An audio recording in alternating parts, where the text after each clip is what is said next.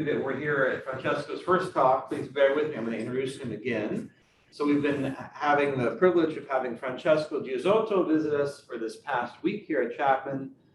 Francesco, an Italian, born in Rome, working in Pisa there. So now he's living in this region, a beautiful region of Italy, of Tuscany. He's an expert in superconducting electronics of all types, really a world leader in mesoscopic superconductivity, thinking of very sensitive measurements of magnetic fields, of temperatures. He worked for a little while working with Juha Pekala in Finland, but now he leads a big group of people here at the Quantum Electronics Lab, Superconducting Quantum Electronics Lab in Pisa. We have a lot of work we've done in the past, and this week has been a very productive week. We already have 3 or 4 papers planned, a patent planned, and a research proposal planned as well. So it's all in a week. It's been very productive. Francesco, I mentioned last time we were talking about doing the impossible, gating a superconductor. It seems like a paradox, a contradiction in terms.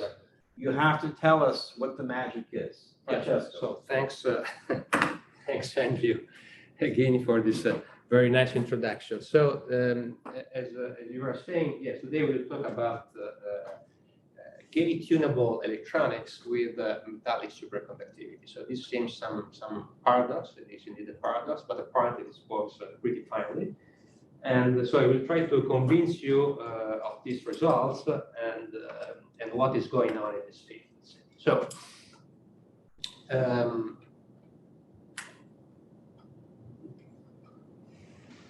how do we move this? Wait, understand.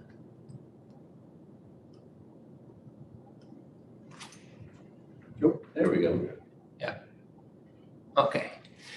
So I will introduce you some conventional field effect in Josephson-Wickling. So how is used electric field in order to control, in order to realize Josephson-based electronics. Then we will switch on superconductivity in the presence of external fields. So metallic superconductivity. So what is known and what were the gases at the origin of this effect. And then the first experimental results on some devices that we produced already a few years ago. So BCS supercurrent field effect transistor based on titanium, on aluminum and niobium. This is just to, niobium nitride. This is just to show, that the effect is present on all these BCS metallic superconductors.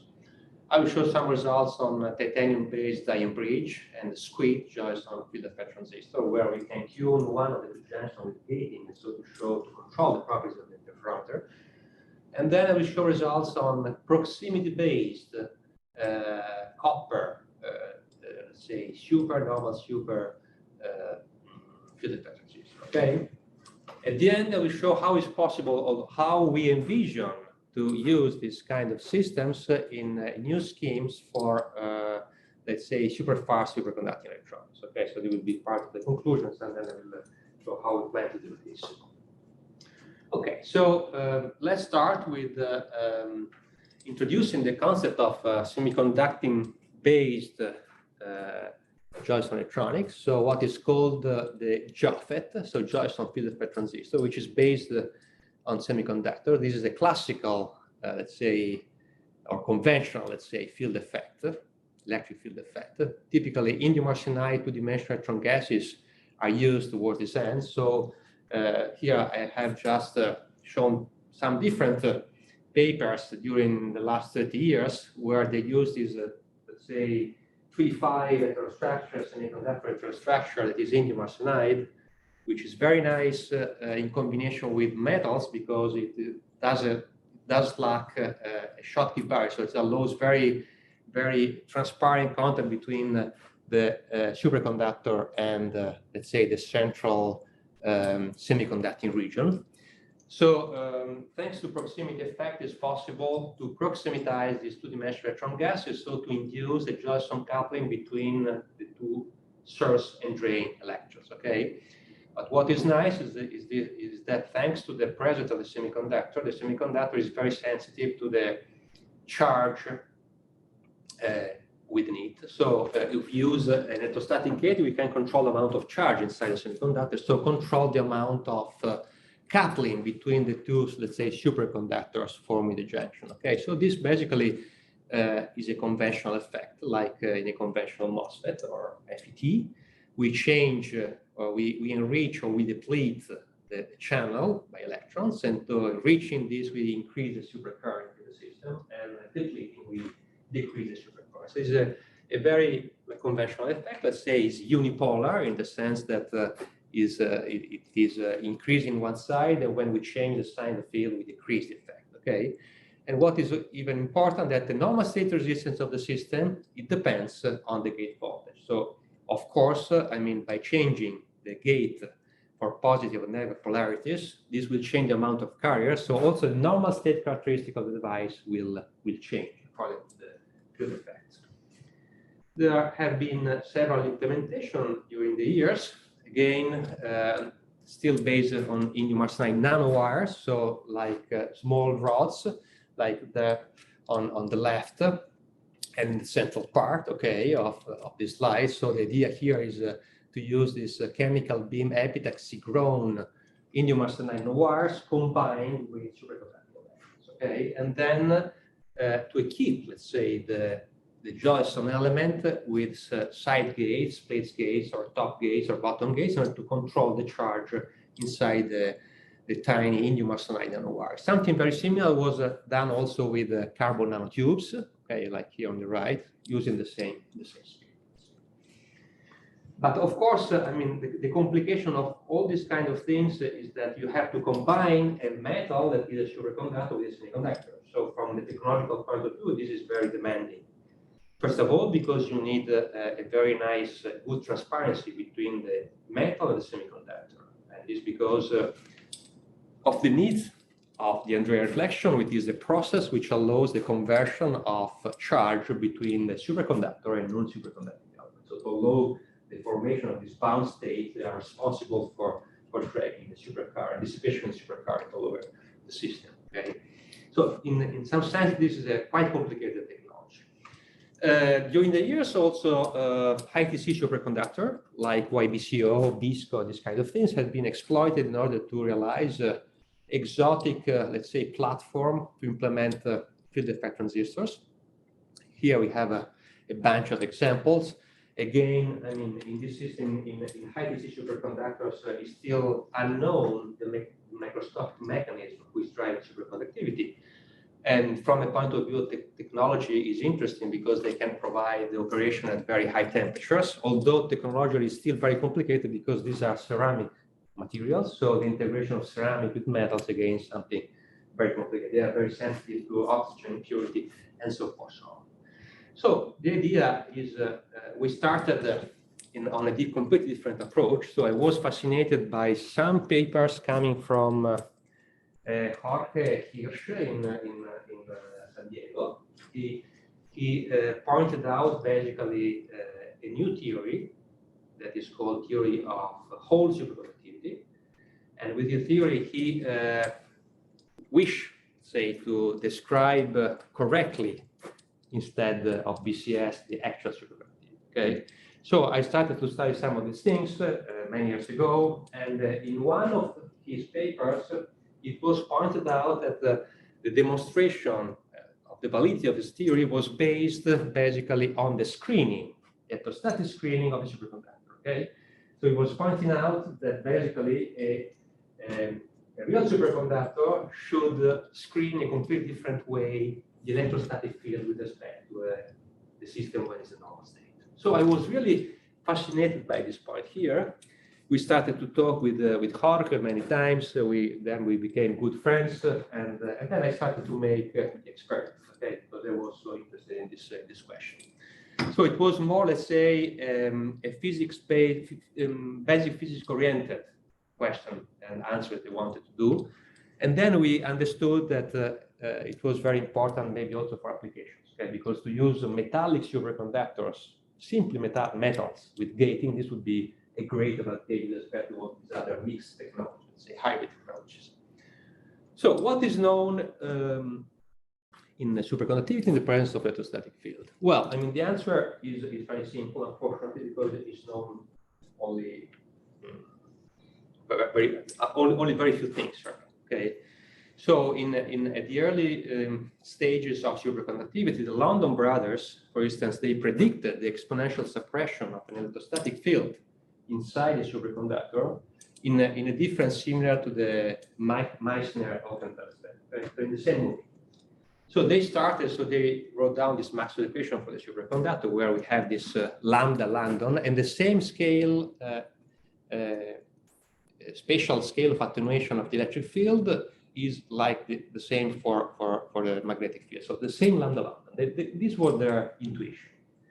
They start producing a bunch of experiments at the time with very big capacitors, cylindric capacitors, to see change in the capacitance. If the capacitance change would, in some sense, testify the presence of this penetration. But at that time, no sufficient sensitivity in order to detect this change in the capacitance. So apparently then they stopped. There was a Second World War, so everything went down. The problem, I mean, was went in a second plane with respect to all the rest. Okay. Then later in the 60s, there were some estimates from two famous guys, Larkin and Migdal. So these are two very famous, let's say, people, physicists working in conventional superconductivity, and they studied through BCS. They gave the estimate of how should change the penetration depth inside a superconductor when in a superconducting state. So in any case, I mean, basically their calculation demonstrate again that there is no change of the screening of the superconductor, okay? Or at least the changes are the order of delta over mu f squared. So the energy gap divided by the Fermi energy square. So a very super tiny correction of the order of 10 to the minus 8, if there is a correction, okay? So something really unappreciable. More recent theories by, let's say, Blatter in 96, Lipasky 2006, they reanalyzed the problem of the electrostatic field and metallic superconductivity, and they claimed at the end that they speculated that electric field remains localized at the surface as expected, so there is screening, okay, but the action of the electric field at the surface then transfers inside the body of superconductor, because you can just guess that since the superconductor is an object that is strongly correlated, I mean, if you touch the skin at some point, if you perturb the skin with some perturbation, then this will spread out inside for some length corresponding to a few coherence length. Okay, so there is a fully non-local extension of some surface action. Okay, so it's a surface effect, but this penetrates in some sense. So there is the action manifests in itself, not locally deep inside the body of the superconductor. So, but at the end, so no clue so far on the possibility to manipulate really BCS superconductor via defective. So what we started 4 years ago was really to try to take advantage of this gating effect in order to control the electrostatic response of a superconductor, electrodynamic response of a superconductor. So we started in my lab with very simple devices. This one prototypical device is an SEM image in a pseudo color. So we see the blue channel that is made of titanium. Truly speaking, all the structure is made in titanium, just different color to emphasize the lateral gates, the S. And so the idea is to measure the critical current in this wire while under the application, let's say, of intense electrostatic fields. Intense electrostatic fields, so static fields means of the order of several hundreds of megavolts per minute, okay? So typically we have electrode at the distance of 100 nanometers or below, and we use tens of volts. So these are pretty intense fields, but well below a field that would require to achieve a cold electron field emission. That would be 10 times larger at least. And so, I mean, what do we have in this kind of system? The system is very, let's say, is a very simple system. So it's just let's say a transistor, let's say a supercurrent transistor. The main characteristic are the critical temperature. You see here in light blue, okay, the resistance versus temperature, 450 milli-K roughly. Then we have the critical field. So it behaves as a very general superconductor. Here on the right panel, we have the supercurrent versus voltage characteristic that shows a very well developed, let's say, critical switching current of 10 microns. So this is something that is very well custom, so nothing exotic.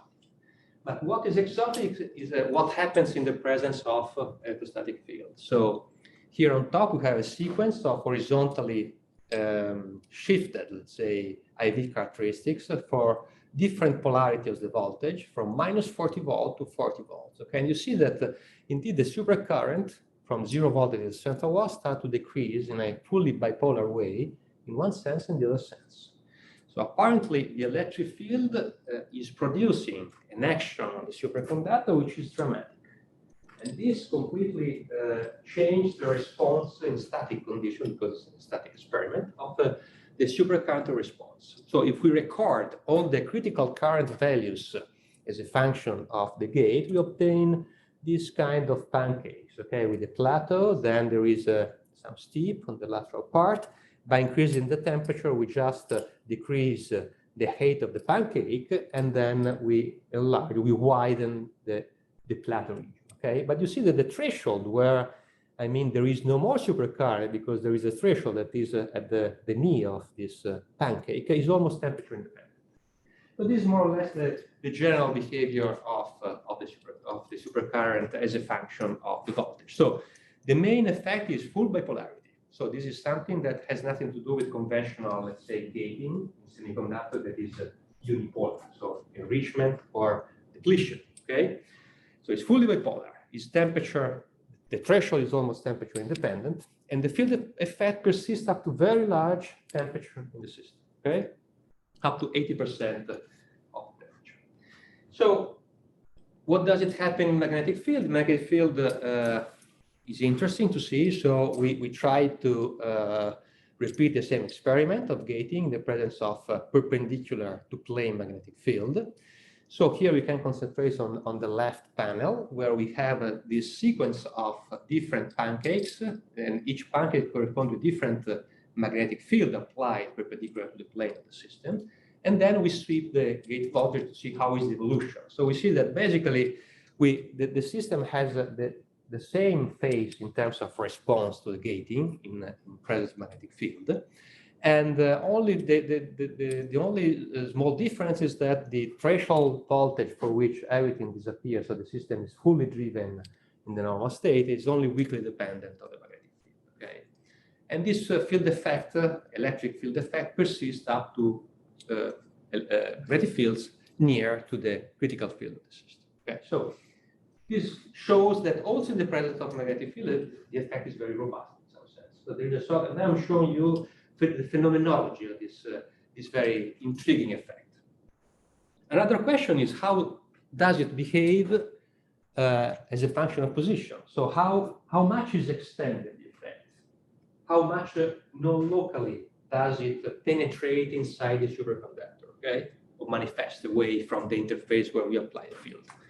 Toward this end, we designed the structure here with two different gates. And so the idea was to measure the critical current in each of these wires under the application of field, and then to create a sort of spatial spectroscopy. You can understand immediately. So we apply voltage here, and then we measure how the supercurrent is influenced at the distance from this guy here.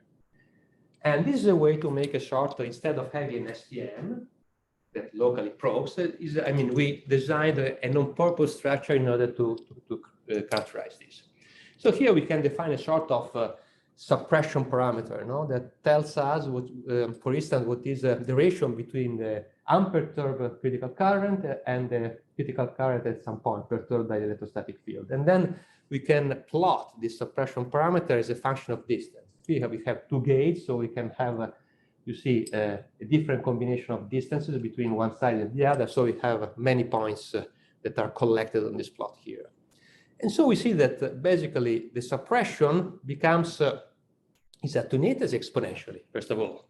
So the magenta, the pink dashed line, just a fitting of this guy here in an exponential way. And the tail, I mean, this exponential tail is basically the scale is of the order of few coherence length. Okay, so it means that the effect is strongly attenuated over a few coherence length. The coherence length for titanium is of the order of 100, 150 nanometers. So it is attenuated on the scale of 750 nanometers, something like this. Okay, so a few, let's say 5, 6 coherence length. So apparently the system is a very long range influence inside the system. And this is very interesting. So this is one first peculiarity. And then the second question is this, let's say, spatial extension, how much will depend on the external temperature, bath temperature. So we collected several experiments, performed at different bath temperature in order to see how much does it evolve this spatial penetration as a function of temperature. Basically, what happens is that this lambda is constant in temperature up to around 80% of the degree of temperature of the superconductor. Okay, so it's almost constant. Okay, so this is another interesting behavior of this effect.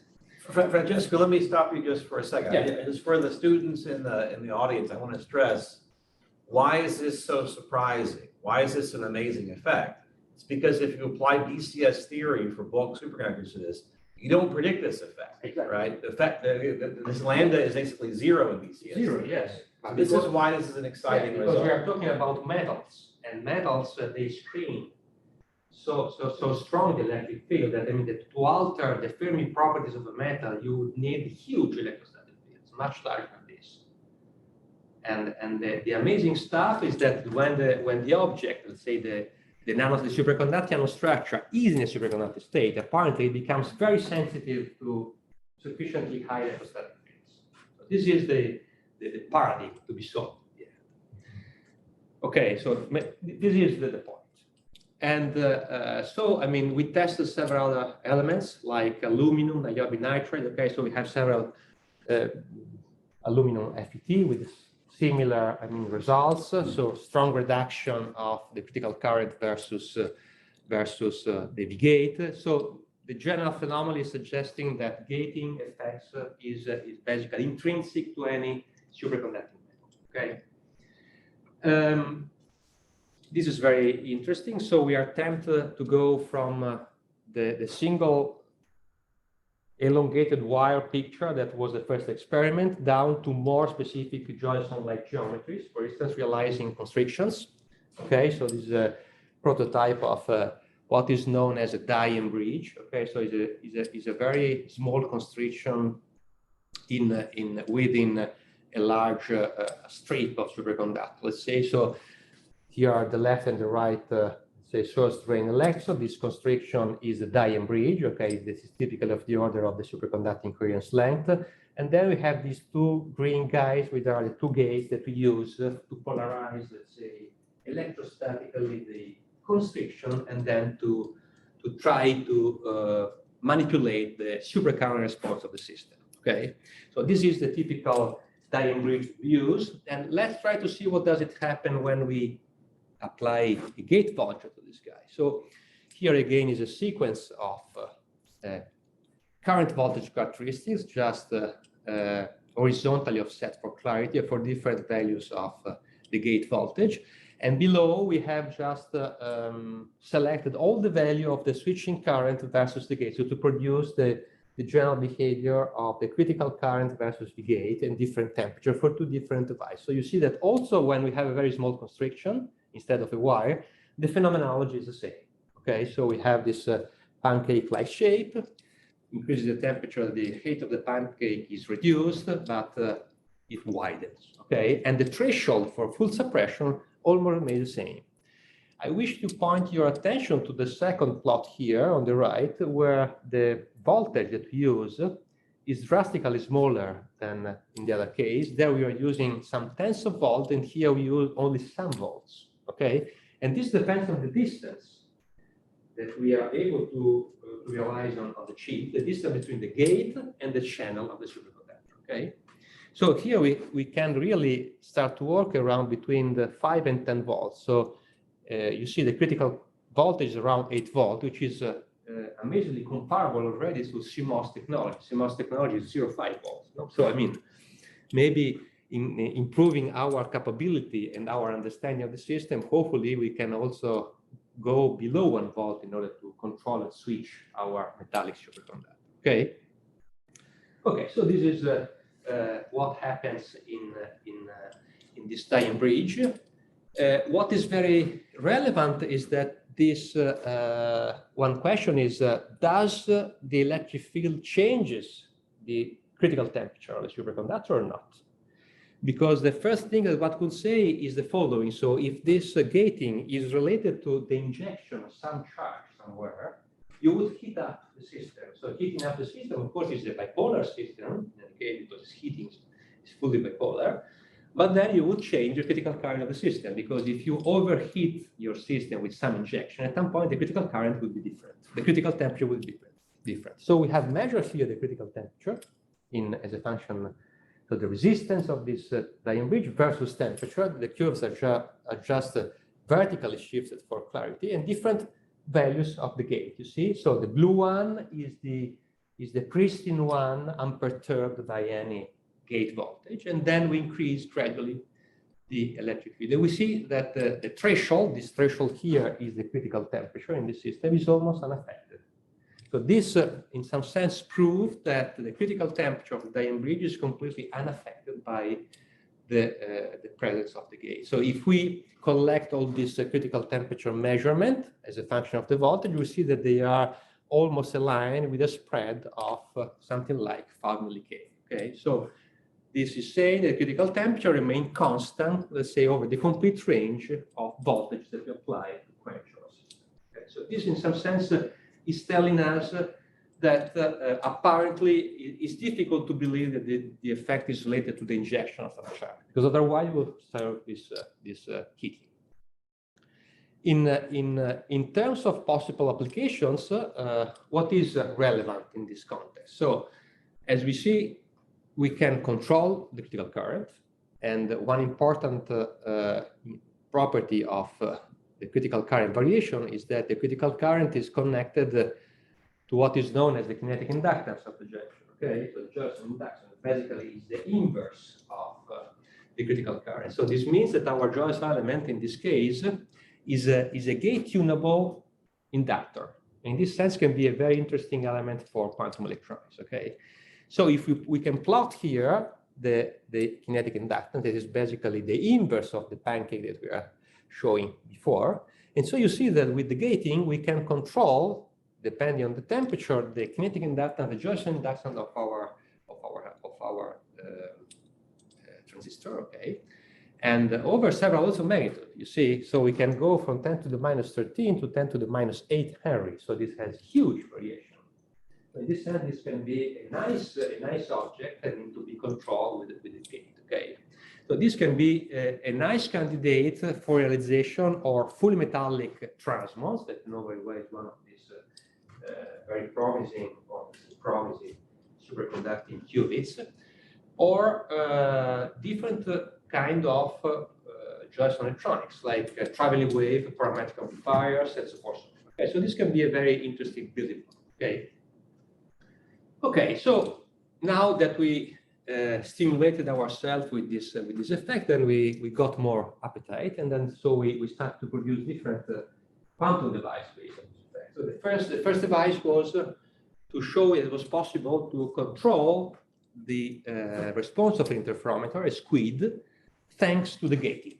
Okay, so towards this end, we realized this very simplified squid superconducting quantum interference device. So 2 Dayem bridge in parallel. Each Dayem bridge is a very tiny constriction in the metal, as we were saying. So all this system here just printed in one shot. Okay, so this is why this technique can be very powerful, because we can in principle construct millions of different devices in one shot, just with the electron beam lithography, and each of them is controlled by gating, metallic gating. So this can be really a game changer in this sense. So this is just one of our interferometers. So you see, they have been designed in order that this is a finite element calculation that shows that if you apply some gate here in the yellow part, all the displacement vector, electric displacement D, is concentrated almost here and not here on the round. Okay, so just to prove, first of all, that the effective field is mainly only concentrated here, and here on the right we have an attenuation of a factor of 20 with respect to the field on the left junction. Okay, so they are very far away.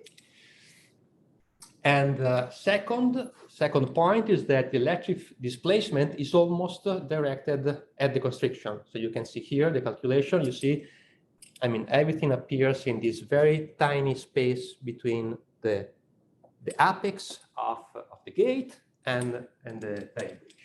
Okay, so the behavior of this interferometer is interesting in the sense that apart from the general behavior without gating, so the system is pretty complicated in the sense that it's not really conventional squid as you are accustomed to, like made with the SAS junction. Okay, so this is made with a Dayem bridge. So the general response of this kind of object is already quite different from a squid. Okay, it makes nice interference, but the pattern is like a sawtooth. Okay, so it's something like this. And this is the positive branch and negative branch. But apart of this, what is interesting is what is shown here on the right. So here are different sequences of response of the supercurrent of interference interferometer under the action of the field. So under the action of the field that corresponds to different colors, you see that there is one part of the current phase relation of the squid, which basically becomes more noisy. You see, I mean, in all this yellow-green part, you see that the descending part of the current phase relation, the current flux relation of the squid, become more noisy with respect to the other. When we apply on the opposite, the gate on the right side, this part, the other gate, is the opposite. So here we have that the ascending part of the current flux relation is the more noisy. Okay, so we have simulated this. So with a conventional RSJ model, and just by putting some, let's say, noise, flux noise induced by the electrostatic field, okay, as a guess inside the system. So we suppose that the electric field causes phase fluctuations induced in the left junction, for instance, or in the right junction, okay, when we apply left or right gate electrodes. And what we get is this. Basically, what we get is exactly this. So, in some sense, that probably is a good intuition, in the sense that the static electric field seems to affect the phase thanks to fluctuation of the metallic superconductor. And this manifests, of course, on the descending part or the ascending part, depending if we are working on the left or the right gate electrode. This because the system is basically the two phases, there is quantization of the phase because there is flux quantization. So, if we operate on the phase, if we add some flux noise on one part, this propagating on the other part has to flux noise quantization. So, I mean, this is one of the first things that we think that probably the electric field seems to affect the phase response of the superconductor. Of course, we do not have yet any microscopic model to prove this. Okay. This is just to show, I mean, that in this sense, why is interesting the effect? Because with this electrostatic gating, we can realize electrostatic field tunable Josephson phase shifters. Okay, so thanks to the control provided by the electrostatic field, we can control the amount of critical current of each junction, and so this is able to create a phase shift in the pattern of the superconductor. Okay. And so, I mean, if we insert this element here inside the circuit, this can be a very useful and gate-tunable gate shifter. So a system that can add at will or remove some phase shift in your wave function system. Okay? So combined with qubit, this can be interesting. Okay, so the phase shift that we get is something larger, and this can be, I mean, of the order of up of 0.65. So it is pretty large thanks to the gate. So, but this can be, I mean, it's just a prototype system that we designed to prove that it's possible to do this, okay? And the possible application for this kind of things is flux and phase qubits, for instance, tunable rapid single flux quantum circuits, tunable magnetometers. In caloritronics, this can be useful. For instance, all the thermal counterpart I was showing a few days ago. I mean, we can control, I mean, the amount of phase shifting that we obtain. Or, for instance, in single photon sensing, because, I mean, controlling the nature of the junction and the strength of Josephson coupling maybe would provide a nice way to enhance the sensitivity of single photon sensing, okay? Okay, good. So, as I was telling you, then we try to understand if this effect is present also in non-pristine superconductor, but also in the proximitized superconductors. So a proximity superconductor, as you can see in this scheme here, is a tiny region, originally non-superconducting, comprised between two superconducting ledgers. So thanks to invariant reflection, I mean, correlation can establish inside the normal metal, and so in the suitable condition, a dissipationless supercurrent can flow between the two electrons. Okay, so it's at the end a different kind of Josephson weak link. So we realize this kind of system to understand if in a proximitized wire, in the presence of electrostatic gating, it's still possible to do the same things. So the system behaves in a very conventional way from the point of view of, let's say, the electric behavior. So this is just a sequence of the current voltage characteristics shifted horizontally for clarity as a function of temperature. So that we have just the damping of the supercurrent, okay, the switching current, and the saturation at very low temperature, which is typical for this kind of object. But now let's see what does it happen when we apply gating. So when we apply gating, this is just an image of FEM calculation to show how is localized the electrostatic field. So this is the gate, this is the wire, you see. So the gate, the gating is strongly, the electric field strongly localized in the middle of the wire, okay? And so this does not affect any part of the superconducting left. It just influences the proximitized wire, let's say. And what we see here, so that increasing the field, we obtain a pancake-like behavior also in this case, okay? So we see that there is this flat part, increasing the temperature, we widen the plateau. More or less the gate the threshold voltage is the same. There is one main difference with respect to the Dayem bridge as before, is that I mean, there is a apparent saturation at sufficiently large gate voltage. So we are, for several temperatures, we are not able to fully quench the superconductor. Okay, so this is the main difference that we have with respect to the other system. But in any case, I mean, the field effect seems universal in this sense. So it is present also in proximitized systems. So whenever we have electron hole correlation that gives rise to an exotic DCS state, in some sense, it is present. Okay. Here we investigated the role of the length dependence of the junction, so the separation between the parents, let's say, superconductors. And we see that, for instance, for long junction, that is the stars,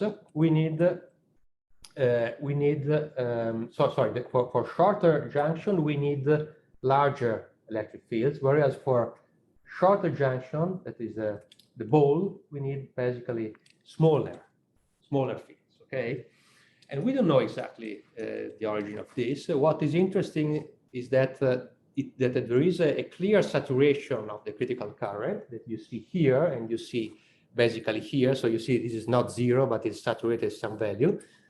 Also, I mean, for very large values of the electrostatic field. So in principle, we are not able in an SNF junction really to kill always the superconductivity.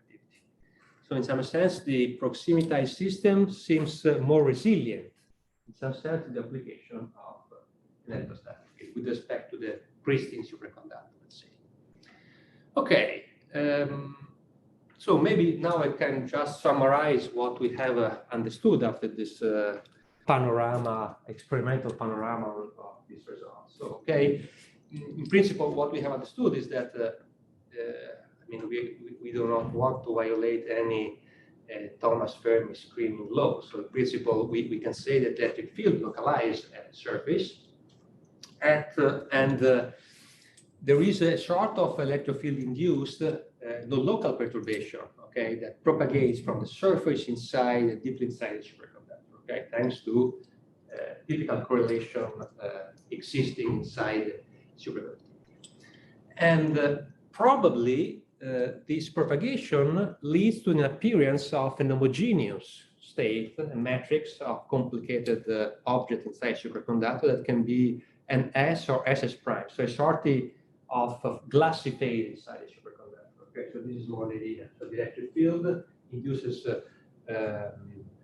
let's say, phase perturbation and some phase fluctuation that start to break locally the phase. So to create a sort of glassy phase inside superconductor. So a matrix of NS or SS prime state driven by electrostatic field. This is one possible. Yeah, this is a conjecture, though, Francesco. Sorry? This is a conjecture. It's a conjecture, of course. It's a conjecture. And so this homogeneous state, okay, leads to a special deformation and suppression of peripotential, leading at the end eventually to quenching of supercurrent, superconductivity. So this is a conjecture. We don't know. But maybe this could be a way. Okay, so what we need really is a microscopic model which is able to describe this sort of phase transition, because I mean, I would call it this way. Okay.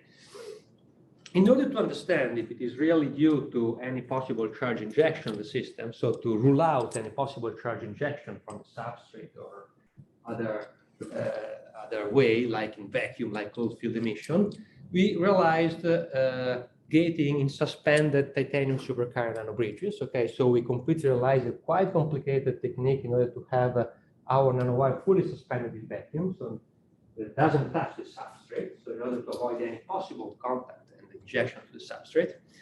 And in this case here, I mean, this is the typical geometry. This is our device. Here we demonstrated indeed that in this case, it's possible to have the same identical suppression of the critical current, okay?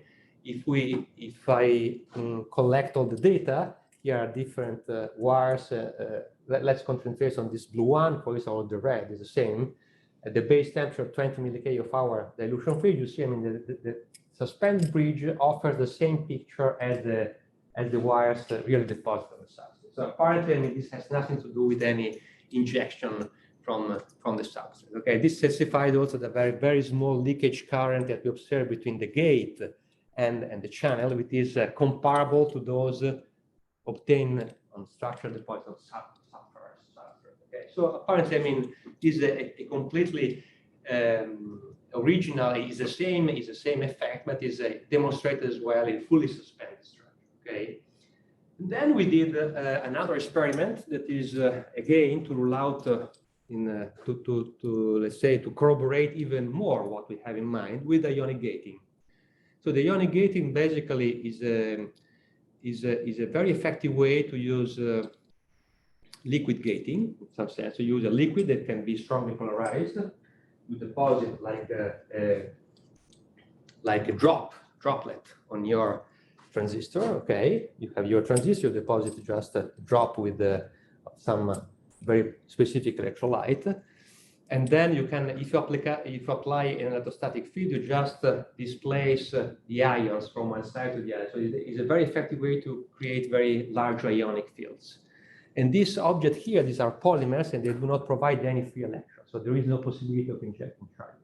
So it's a way, in some sense, to demonstrate that if we see some gating, this is just due not to any charge injection, but just to electrostatic field. So we had basically two different kind of typology of systems, so Dayem bridges and nanowires, and we applied the gate voltage in this liquid gating. And so the result of this guy here is that it's shown basically in this suppression parameters before. So you see that there is this strong suppression of the order of 45%, up to 45% in suppression, is quite bipolar, and the lack of perfect bipolarity stems from different efficiency of this kind of polymers for positive and negative voltage, so that they have some sort of memory because they are very complicated ionic object. But I mean, the message that I want to give to you is that also in using liquid gating, we can demonstrate, I mean, a very large tuning of the supercurrent. You see, Each of them corresponds to different gate voltages. And then we show up to 45% of modulation of electrical current with ionic gating in a metal, in a superconducting metal. So this again stress the fact that there is probably a lot of physics behind all this, and also, I mean, a very large ionic field is able to control the condensate with without any injected charge into the system. Okay, so now I am in the very end of the talk, and I want to just to show you why this technique can be so powerful, and at least in my mind, let's say, and why this can be a game changer for superconducting electronics. So if we go back to the 50s, between 50s and 60s, there was a guy, a physicist called Bach, that was working at MIT, who invented the first superconducting component for a computer. That was called the cryotron. The cryotron was basically a very simple system with a superconducting wire, and then there was a second wire wrapped around this central core, and the idea was to pump some current in the wire, so that it was generating a magnetic field, and so quenching the internal superconductor. This was more or less it. So the external superconductor had a higher critical field with respect to the central core. So this was a magnetic, let's say, field control of supercurrent. And with this, it was very bulky, of course, because you need the inductances and things. But it was nice. It was the first idea to realize a full circuit based on superconductors and how to quench superconductors in this way. In present time, there is something that resembles this and was developed by Carl Berggren, that maybe you know, and his team at the MIT again. So they started more or less 8 years ago by realizing what is called as the antron. The idea of the antron is just to have a channel, source drain, a single channel, and then we have laterally a small contact that is injecting charge through a small choke inside this channel here. And so the injection of charge from the choke, I mean, they call it gate, but it is a current gate. Inducing some charge here, create a hot spot, and so you basically quench superconductor. So this is a way to quench superconductor. So, but this is again a current injection method. So the drawback of this method here is that there is very poor, there is no basic isolation between the gate and the channel. And in electronics, what we want to have is a very nice isolation between a gate and the channel. So this one is a way in between, let's say. So the idea is, can we use in the future, or very future, a non-metal field effect, real field effect superconducting electronics by using the principle that I used to do? So to my mind, the answer is yes. And this is what we are trying to do now, before trying to understand what is the microscopic origin, of course. But I mean, now we are working with applications to try to show how it does behave. So we are extending the critical temperature of these materials with niobium, for instance, with roughly 8-9 K of operation. And in niobium, we obtained, for instance, this nice behavior. These are similar Dayem bridges realized in the same way, and with controlled voltages of the order between 10 and 40 volts. In the operation of several Ks, we are able to operate up to 3 K the system upon gating. So this means, I mean, that the technology is already seems to be mature in order to realize superconductor electrons, with niobium nitride-based stuff. So how would we operate the system? How would be the basic logic cell of this kind of system? So we have named this basic element as the electric field controlled cryotron, or dubbed also EFtron. And the system is very simple because it's this colored part in each scheme. So this means that when there is no gate, basically, so how do you operate this? We have a current bias to our, let's say, gateable Dayem bridge or whatever. And then in parallel, there is a load resistor, And the load resistor is sized in order to have resistance lower than the normal state resistance of the wire. So when there is gate equal to 0, when we don't apply any voltage, the current will flow through the system, And And so the system will be off because it will not have any signal here because it will be fully superconducting. On the other side, when we apply gate to this, we quench superconductivity. And so part of the current will be diverted versus the resistance. So we have the output. So this is the very building block to produce a copy circuit, 0, 0, 1, 1. Okay? And this is pretty simple. I mean, with some estimates, now we are realizing this in resonators at the microwave to understand if we can push the frequency pretty high, or also in an open transmission lines that is sometimes also simpler. Some estimates with niobium nitride wire, for instance, give the possibility to have switching of the order much larger than or around the terahertz. Okay, so in principle very large, so from hundreds of gigahertz to terahertz. And with the energy switching, that is basically 1/2 the impedance, say the kinetic inductance times the square of the current flow in the system, of the order of 10 to the minus 22, 10 to the minus 21 joule per bit of operation. So in principle, this can be very useful for energy efficient computers, okay? Or let's say supercomputer, classical, because this is a classical scheme. Okay. Now, if we compare, let's make just a comparison, the last two slides of this technology, okay, that is the green one, where we have the green frame, with a single flux quantum or CMOS semiconductor. Okay, so first of all, we can immediately say that the switching energy, joule per flops, okay, is of the order of 10 to the minus, is a sort of zeptojoule, okay, 10 to the minus 1 typically, with compared to the single flux quantum that is typically 2 orders of magnitude larger, and compared to the CMOS that is 1 picojoule.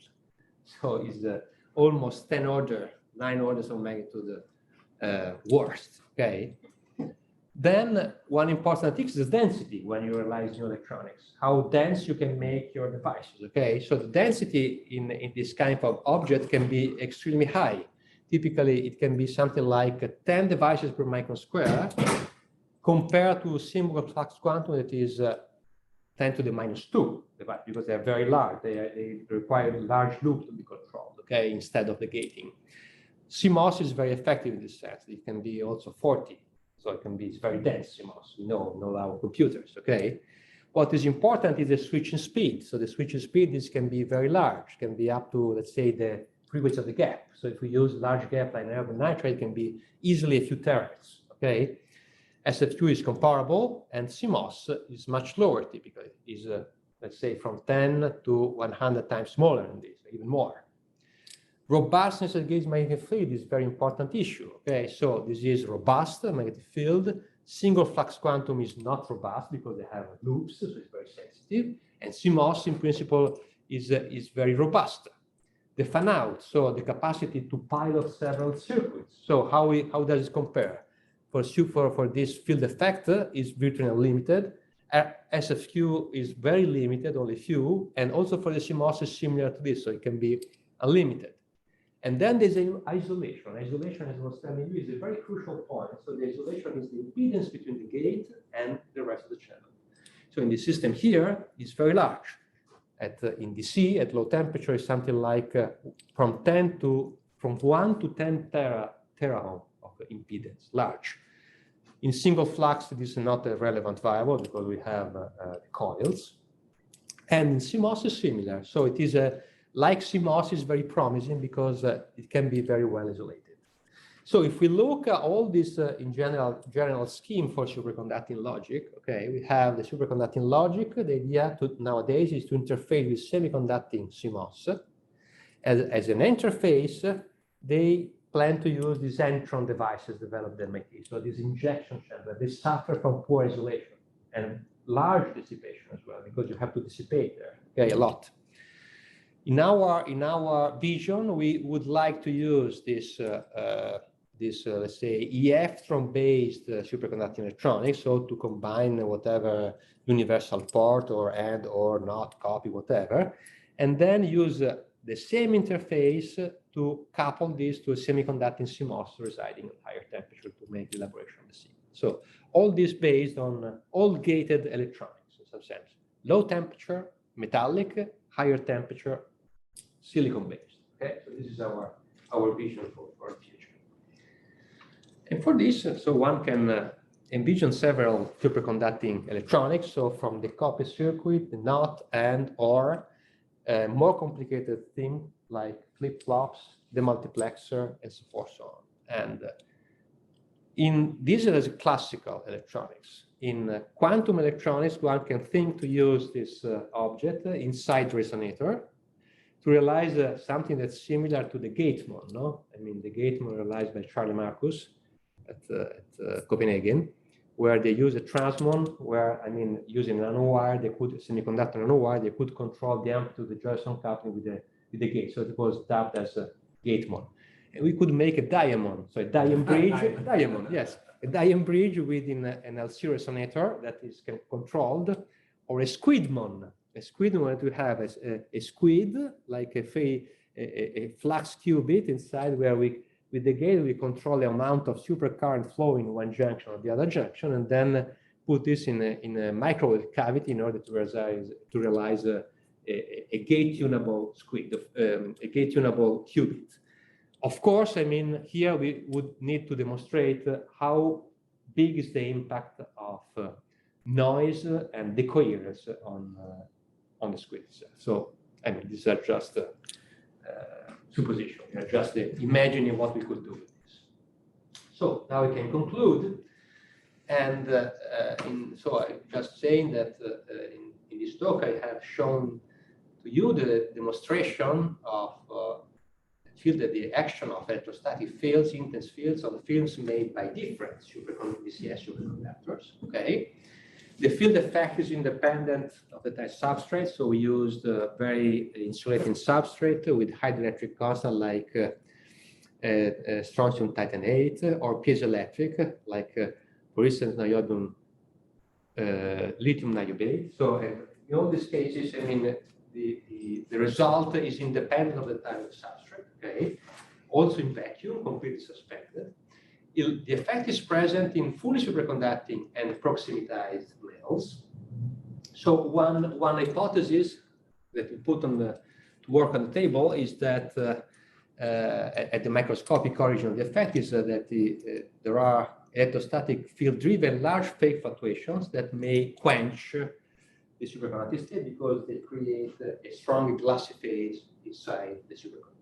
Okay. So what is interesting is that this state apart is a novel state of the superconducting phase, which is driven by the electric field. And this can be very relevant for the realization of all metallic, let's say, superconducting high-speed field effect-driven conventional electronic. So I mean, super fast, let's say, Boolean logic, as well as quantum architectures based on GFETs. For instance, metallic gate-mons like Dayem-mons that we are saying before. At the end, last but not least, is I mean, it could be really a remarkable tool to envision novel concept devices, no? From tunable loop links to interferometers, single photon detectors, Coulombic and phase coherent electronic nanostructures. Okay, so with this, I wish really to thank you for your attention, and thanks again.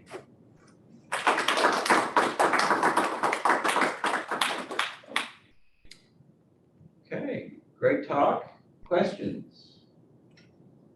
Justin? Fantastic talk. And very exciting technology. This is interesting. I have to think a lot about this. But I want to think about the quantum applications of this, because you mentioned, since you're controlling these constrictions with a nearby gate, it seems like you'll have a very strong capacitive coupling right there. Yes. And you're inducing. Well, the capacitance is small. It's something like 10 to the minus 16 farads. Yes. Yeah, it's small. But you have a sensitivity to the electric field there. Exactly. Are you anticipating that to cause sensitive charge-induced phase fluctuation, or DB phasing basically from charge noise? Yes, maybe. Yeah, it's a possibility. We don't know. This could be a very interesting mechanism. Yeah, because that would be my immediate worry, because you have this external coupling there, and it's so sensitive to it. Exactly. Like it may be Yes. causing a huge amount of phase noise. Yes, indeed. I mean, what we are facing is that we don't know exactly what is the microscopic mechanism for this. So, as you are suggesting, some electrostatic induced noise that couples the phase. This is more or less it. And maybe we can, at some point, somebody will elaborate a proper microscopic theory based on this. Because also in the squid, I mean, what we see is that apparently the electric field we have. I haven't shown to you also other papers that we did last year, for instance, still in squids, where there is a clear evidence that this electric field perturbs lambda phase. So apparently it's inducing probably phase fluctuation inside the system. Yeah. So it's shaking the phase. With shake of the phase, maybe produces different regions with different phase. So the sort of, this is why I call it classic phase inside the system. Of course, this is not clear. Maybe we'll need an STMT to start to, we are going in this direction, also the other labs, to make a spatial spectroscopy and to see indeed if the system, how do they relate different phases? How does it arrange the system? It's very complicated. We don't know. Interesting. I'm just thinking about the transmon's been so successful because it's basically charge noise invariant. So It's not very sensitive, right? Exactly. So you can have gate charge fluctuations nearby, but they don't really affect much about the energy levels of the system. Here, I'm not sure that would be true. It seems like it might be extremely sensitive to that gate charge fluctuation. Yeah. So, yeah, exactly. But very interesting. Well, I mean, we don't know. I mean, we don't know if it will be really useful to realize, let's say, quantum qubits, let's say, you know? Yeah. But I mean, if we will be able, somebody will be able to realize, let's say, conventional superconducting switches, Oh yeah. just working at hundreds of gigahertz. Yeah, the This classical means logic that we have a is- classic computer, super fast quantum that's classical computer. amazing. Yes, so the logic is classic, the core is fully quantum in some sense, but I mean the transistor. Also because, I mean, to my mind, I would say that the success of the computer nowadays comes out of the fact that the system is digital. The quantum computer is analogical. This is the point. Yes. So I'm not so sure that an analogical device will ever be useful. It's a In hard this sense, ask. for me, this is a very important question. So people went from the analogical object at the beginning, and then there was this big leap in computer to digital technology. And now we are going back, I mean, with our qubits that is fully analogical. So how can an analogical computer perform better than a digital computer? This is my doubt. I want to be provocative. Yeah, it's a hard ask. Quantum error correction helps this problem, but it's a hard ask. It's not clear. No, it's not evident for me. Yeah. Andrew, this is not evident. This is a big issue which would take another half hour to hash out. I have opinions about this, but let's ask for other questions about your talk. Yes. Yeah. Go ahead, Abhishek. So I have two different questions. Yeah. One is so where you mentioned that this device is like an inductor. Yeah. So you report some number in like henries. Can you? This might not be possible off the top of your head, but can you convert that to sort of inductive energy, like gigahertz scale kind of thing? Can you convert it? So the inductive energy Yeah. in sort of units like gigahertz. So what I'm asking effectively is when you have qubits like fluxonium. Yes. So there you use these series of Josephson junctions to Yeah. be a big inductor. Yes, exactly. So I'm asking if this is potentially kind of a replacement. Well, potentially yes. I mean, if you have a fluxonium, you can put lateral gates like this, not Yeah. like arms. And in principle, you could control the amount of kinetic inductance of your squid. Right. The only point, as our friend was suggesting, maybe this induces too much noise inside the qubit.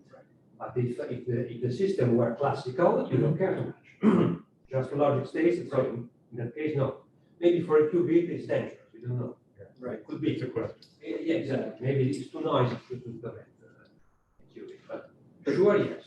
So the currently, if you use the Josephson junction array, you would tune the sort of energy by putting a magnetic flux through this. In this case, you wouldn't do that. You would do it electrostatically. Exactly. So you have several of these fingers, and then you control them in this way. This is a big application. Yeah. No, Super but big. it's very exciting. Yeah. The other thing I asked is on your last slide, you mentioned switching times for the quantum set switching times. Because the classical switching times is a big leap, of course. Yeah. But no, on the next slide, on the bottom right, you mentioned to investigate switching times. Yes. Switching speed to investigate. Switch speed, yes. So by this, do you mean sort of the gating time in quantum gates, like sort of Yes. the inverse of the interaction strength? So yes, exactly. I mean, the idea is that you apply a gate here, and then you see the response of the system. So how fast it takes? How to- fast Oh, exactly? How fast is the propagation of your signal from the gate to the reaction of your system? So we don't know this. So basically, now we're realizing we have all this resonator technique working in dilution fridges, and we are making the first electron to see how fast is this. But you have to keep in mind that if we demonstrate the operation of a few gigahertz, a few gigahertz or 100 megahertz, it would be a great result already, because it can be very efficient switching for whatever application. Then to understand the real speed of the system is much more complicated. Because, the real speed, you need to realize a sort of ring oscillator. You have to combine several not elements, not large parts, and then to close this in a loop, and the ring oscillator will oscillate at a frequency that is a fraction of the number of these elements. And this will give the ultimate frequency. This is what people did at the Hypers technology when they realized the first RSFQ to show that the speed was 780 gigahertz, something like this. Because you understand, to improve 700 gigahertz on chip is a monster. It's enormous. They did exactly with the oscillators to do this, ring oscillators to prove this. So this will be something that probably, I don't know if we will do this, but somebody maybe will. Questions on the Zoom chat, people?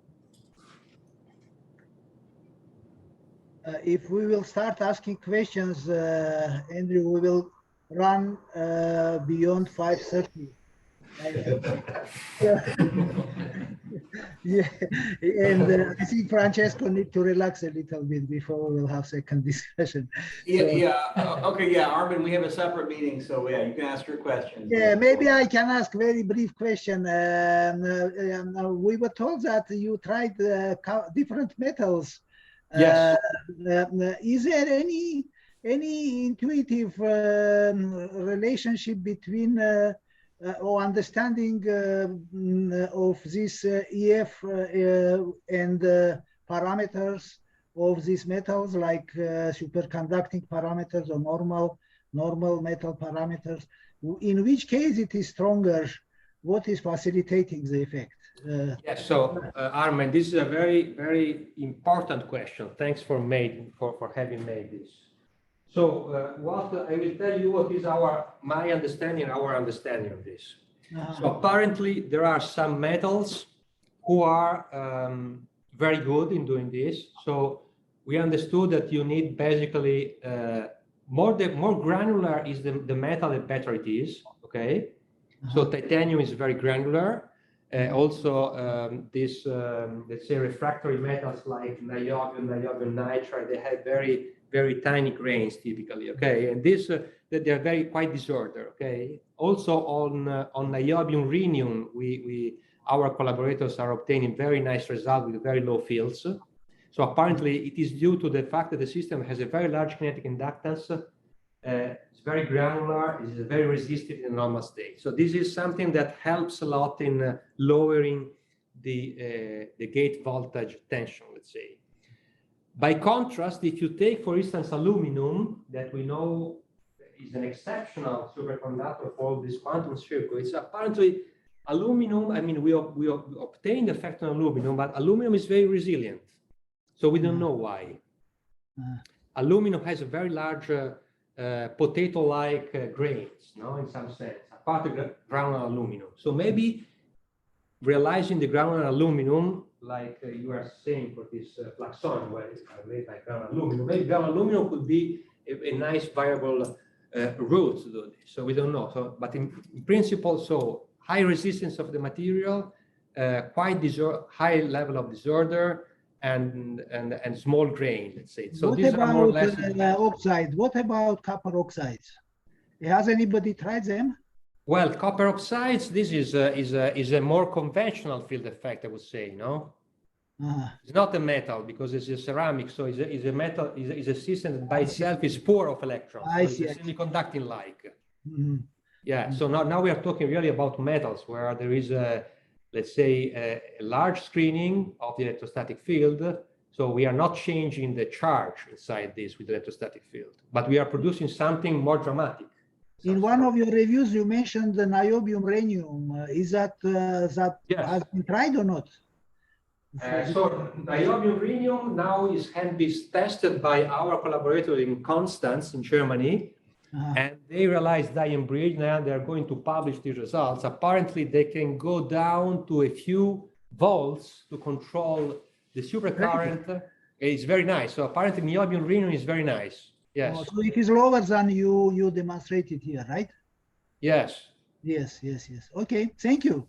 Thank you to you, Armin. Okay, let's thank Francesco again. Thank you so much. If you have other questions or things you want to discuss, feel free. So you said the underlying mechanism is not right? Yes. So what,